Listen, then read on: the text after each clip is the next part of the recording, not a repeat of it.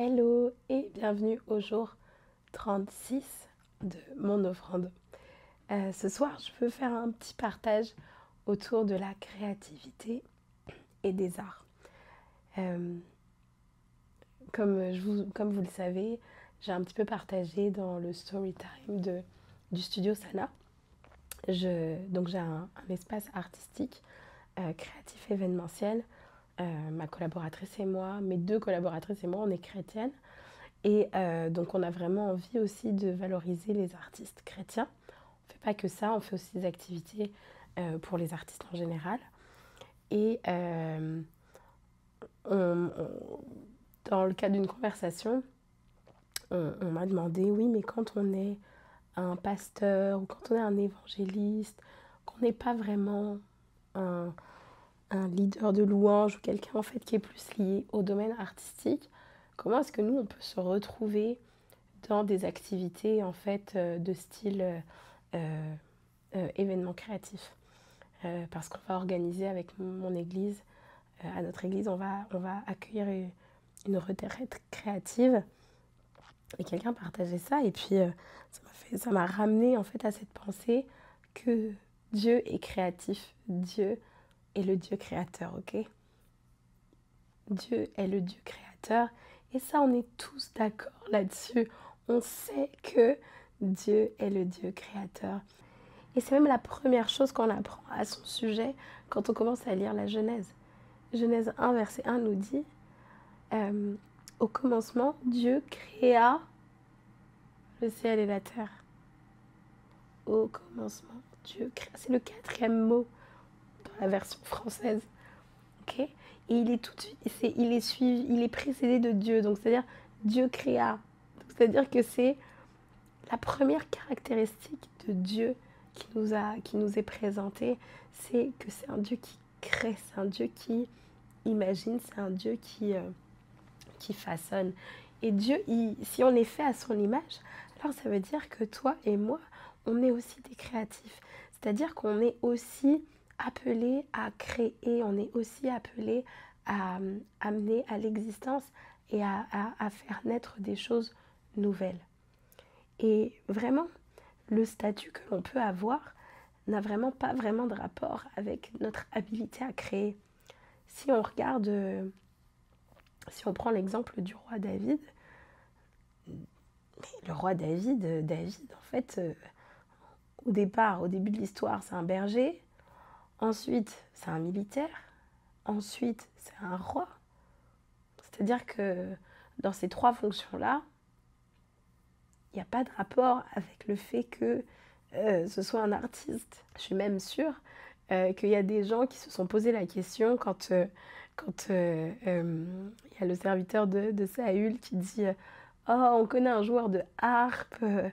Je me demande s'il n'y a pas des gens qui se sont dit est-ce que c'est le même David qui joue de la harpe?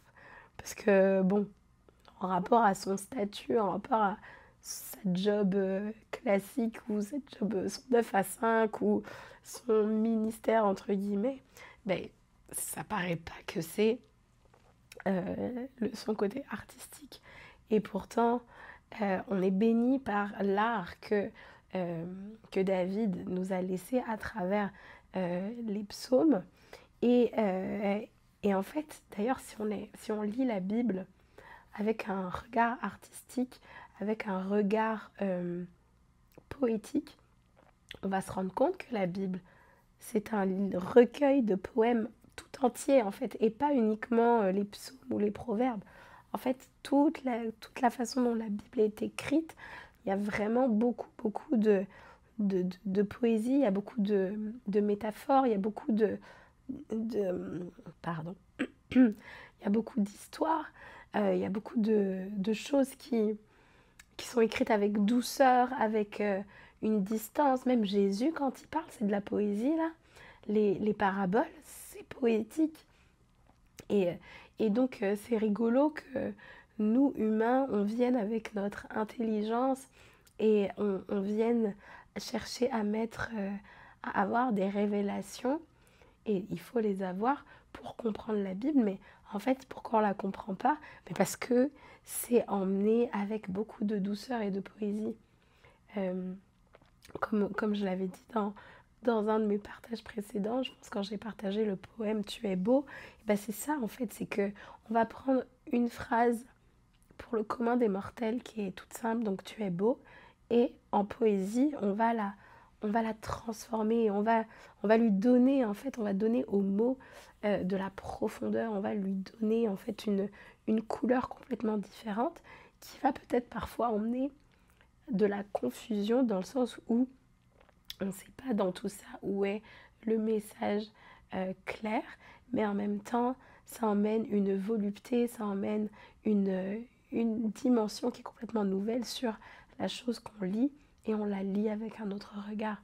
Euh, et je vous inviterai à faire l'exercice en fait de lire votre Bible comme vous liriez un poème. Vous allez voir que quand on lit un poème, dans notre tête, on se met une rythmique, on se met une mélodie qui est complètement différente que quand on lit un texte informatif ou quoi ou qu'est-ce. Mais vous verrez que si vous emmenez une lecture un petit peu plus poétique, vous allez voir ce que je veux dire quand je dis que la Bible, dans son entièreté, elle est poétique. Et moi, je trouve ça merveilleux, en fait. Et pour moi, il y a aussi cette notion que Dieu, il a créé le ciel et la terre. Ok?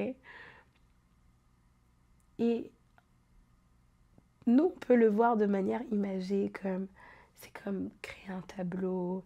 On peut encore emmener le côté artistique, ok? Mais là, Dieu, il est pragmatique, en fait.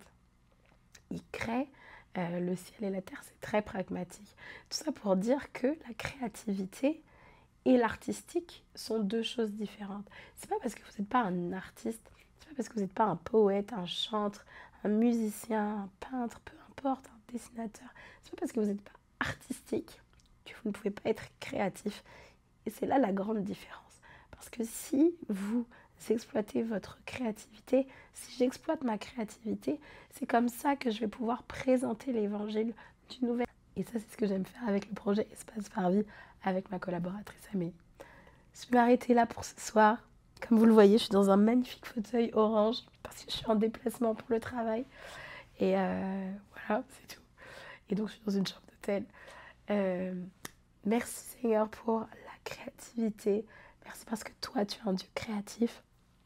Et toi, tu ne te limites en rien, en fait. Et tu ne veux pas que nous soyons limités. Tu nous as fait à ton image.